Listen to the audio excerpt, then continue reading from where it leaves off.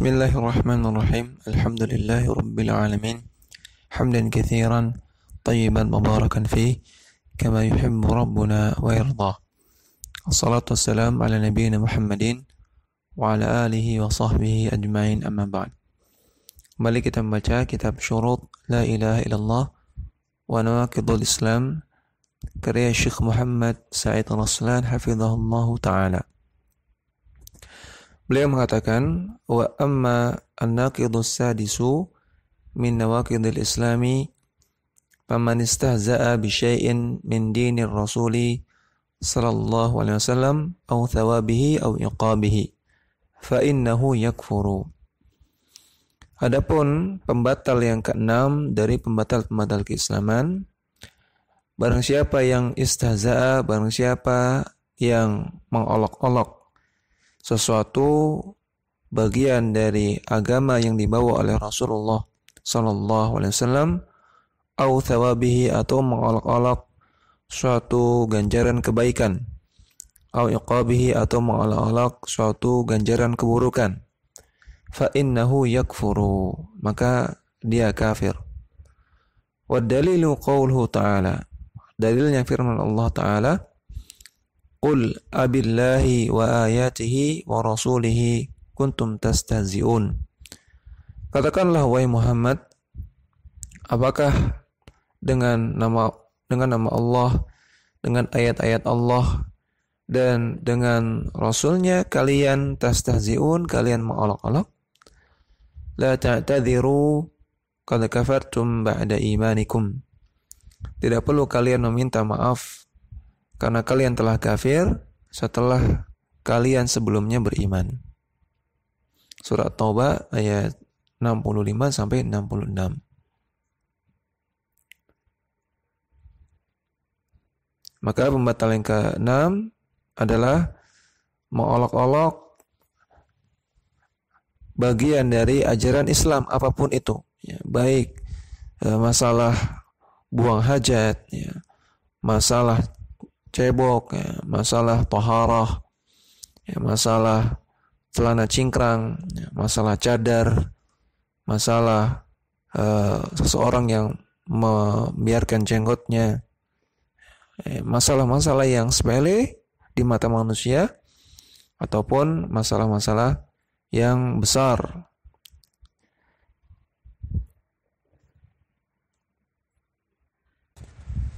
Karena di sisi Allah Subhanahu wa taala tidak ada masalah yang sepele dalam masalah agama.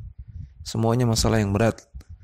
Makanya ketika Allah Subhanahu wa taala berfirman kepada Rasulullah sallallahu alaihi wasallam, Allah katakan, "Inna sanulqi 'alaika qawlan tsaqila." Sesungguhnya kami akan sampaikan kepadamu wahai Muhammad qawlan tsaqila, perkataan yang berat. Ya, maka semua masalah agama itu berat, berat tanggung jawabnya di akhirat. Ya, mengamalkannya ringan, namun tanggung jawabnya semuanya berat, tidak ada yang sepele. Ya, jadi semua masalah agama tidak boleh disepelekan, tidak boleh diolok-olok. Kemudian an-naqidu as-sabi'u as-sihru, fahuwa naqidun lil islamil azimi. Pembatal keislaman yang ketujuh adalah sihir, dan dia adalah pembatal keislaman yang azim, yang sangat besar. Perlu diketahui bahwasanya definisi dari sihir sebagaimana dijelaskan oleh Syekh Muhammad bin Abdul Aziz Al-Qar'awi rahimahullahu taala dalam kitab Al-Jadid fi Syarhi Kitab Tauhid. Definisi dari sihir adalah azaim wa ruqa wa uqadun yu'athiru fil qulubi wal abdani wa yamrudu wa yaqtulu wa yufarriqu baina al-mar'i wa zawjihi. Sihir adalah azaim, jimat-jimat, dan ruqa, dan jampi-jampi, mantra-mantra, dan uqad, atau berupa ikatan-ikatan yang biasanya digunakan oleh tukang sihir. yang mantra-mantra, jimat-jimat atau ikatan-ikatan ini yu'athir, ya, bisa memberikan pengaruh pada hati maupun pada badan sehingga membuat seseorang sakit atau membuat seseorang bisa terbunuh atau membuat seseorang bisa terpisah dari pasangannya. Maka ini disebut sihir, ya. Maka sihir bisa berupa jimat, ya, bisa berupa jampi-jampi, ya, mantra, atau bisa berupa sesuatu yang diikat, ya, diikat di rumah, ya, diikat di kendaraan. Nah, ini semuanya sihir. Nah, jadi sihir tidak mesti sebagaimana yang diperlihatkan oleh orang-orang kafir dalam film-film mereka, ya, seperti magic. Tidak seperti itu. Namun mantra-mantra, kemudian jimat-jimat, kemudian uqad, ikatan-ikatan khusus yang dibuat oleh tukang sihir, itu semuanya termasuk sihir. Maka dari sini kita ketahui bahwasanya dukun, ya, apa yang dilakukan oleh dukun yang ada di masyarakat kita, mereka melakukan sihir. Kemudian Syekh Muhammad Sa'id Al-Raslan mengatakan, wa minhu as-sarfu.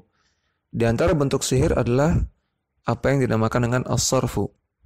Wa huwa amalun sihriyun yuqsadu minhu at-tasabbubu fi man'i syakhsin min fi'lil khairi. Yaitu suatu aktivitas sihir yang dimaksudkan untuk menyebabkan orang yang ditarget terhalang dari suatu kebaikan. Aw sarfihi an zaujatihi, atau memalingkannya, menghalanginya dari istrinya. Ya, membuat seseorang yang disihir tersebut tidak suka dengan istrinya. Wa minhu al-atfu. Di antara bentuk sihir apa yang disebut dengan al-atfu. Wa huwa amalun sihriyun yuqsadu minhu at-tasabbubu fi tahbibir rajuli aw imra'ati ila al-akhari an tariq as-sihri. Yaitu suatu aktivitas sihir yang dimaksudkan untuk menyebabkan tahbib, adanya rasa suka seorang laki-laki, ya, suka kepada yang menyihir, atau seorang perempuan suka kepada yang menyihir, ya, ilal akhar, ya, suka kepada orang lain, antariqis sihri, dengan jalan sihir. Maka ini apa yang disebut di tempat kita dengan pelet, ya, disebut juga dengan al-atfu, ataf. Ya, maka ini bentuk sihir. Wa man fa'alahu aw radiya bihi kafara. Orang yang melakukannya atau orang yang ridha terhadap perbuatan tersebut, maka dia kafir. Wa dalilu qauluhu ta'ala, dalilnya firman Allah Ta'ala, wa ma yu'allimani min ahadin hatta yaqula innama nahnu fitnah fala takfur. Dan tidaklah yang diajarkan oleh mereka berdua, yaitu Harut dan Marut, min ahadin, kepada seseorang, hatta yaqula innama nahnu fitnah, kecuali pasti mereka mengatakan, Harut dan Marut mengatakan, sesungguhnya ini adalah fitnah, ini adalah ujian. Fala takfur, maka janganlah engkau kafir, janganlah engkau kufur. Surat Al-Baqarah ayat 102. Maka ini menunjukkan bahwasanya perbuatan sihir adalah kekufuran. Athaminu min nawaqidhi dinil islamil azimi. Yang kedelapan dari pembatal-pembatal keislaman yang besar, mudhaharatul musyrikina wa muawanatuhum 'alal muslimina. Yaitu menolong, ya, orang-orang musyrik, wa muawanah, dan juga menolong mereka, orang-orang musyrik, orang-orang kafir, 'alal muslimin, untuk melawan atau untuk mengganggu atau untuk memerangi orang-orang muslim. Wa dalilu qauluhu ta'ala, dalilnya firman Allah Ta'ala, ya ayyuhalladzina amanu la tattakhidul yahuda wan nasara awliya'a. Wahai orang-orang yang beriman, janganlah kalian menjadikan orang-orang Yahudi dan orang-orang Nasrani sebagai aulia. Ya, aulia adalah jamak dari wali. Wali artinya banyak. Pernah kita jelaskan di antara makna wali adalah orang yang dicenderungi rasa sayang. Di antara makna wali adalah teman dekat. Di antara makna wali adalah orang kepercayaan. Di antara makna wali adalah orang yang diberikan kepadanya loyalitas. Di antara makna wali adalah pemimpin. Ya, maka dalam ayat ini berdasarkan penjelasan dari Syekh Muhammad Said Al-Aslan di sini, wali maknanya adalah orang yang diberikan loyalitas. Nah, sehingga orang yang diberikan loyalitas tersebut akan dibela, akan ditolong. Nah, maka kata Allah Ta'ala, jangan jadikan orang-orang Yahudi dan orang Nasrani sebagai orang-orang yang kita berikan loyalitas kita sehingga kita membelanya dan menolongnya. Ba'duhum awliya'u ba'din. Di antara sebagian mereka adalah wali bagi sebagian mereka yang lain. Wa man yatawallahum minkum fa innahu minhum. Barang siapa yang loyal kepada mereka, fa innahu minhum, maka dia bagian dari mereka. Innallaha la yahdil qaumadh dhalimin. Sesungguhnya Allah tidak menolong orang-orang yang zalim. Sesungguhnya Allah tidak memberikan petunjuk kepada orang-orang yang zalim. Surat Al-Maidah ayat 51. Maka dari sini kita pahami berdasarkan penjelasan Syekh Muhammad Said Al-Aslan di sini, menolong orang kafir di sini yang terlarang adalah menolong mereka untuk memerangi orang muslim, untuk mengganggu dan melawan orang-orang muslim.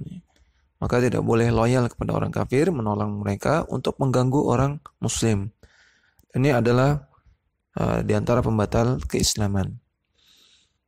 Adapun menolong orang kafir, menolong orang non-muslim dalam perkara muamalah, dalam perkara-perkara yang dibolehkan oleh syariat, ya, bukan untuk merugikan orang muslim, bukan untuk merugikan kaum muslimin, maka hukum asalnya boleh.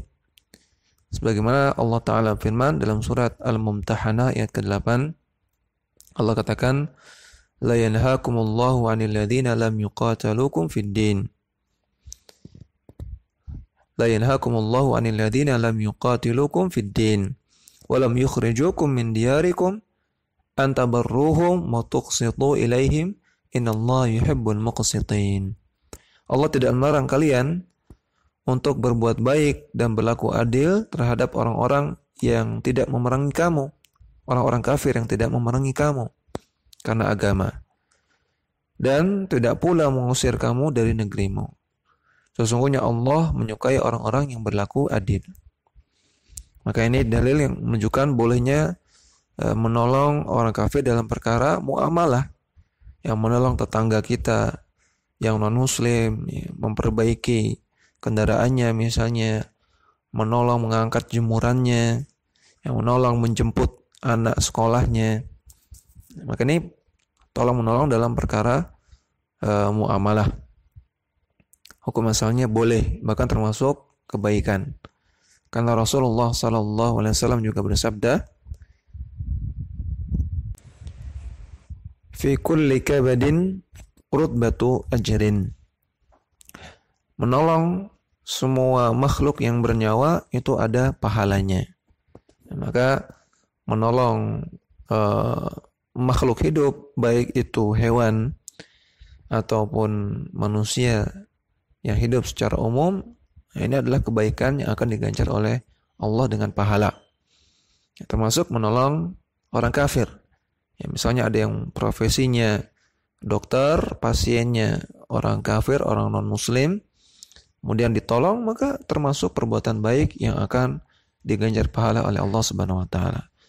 Ya, selama tidak sampai pada level loyal, tidak sampai pada level menjadi wali, menjadikan mereka sebagai aulia yang dicenderungi rasa sayang, yang dicenderungi rasa pembelaan, yang dicenderungi rasa cinta, atau jadikan teman dekat, atau dijadikan orang kepercayaan, atau jadikan pemimpin.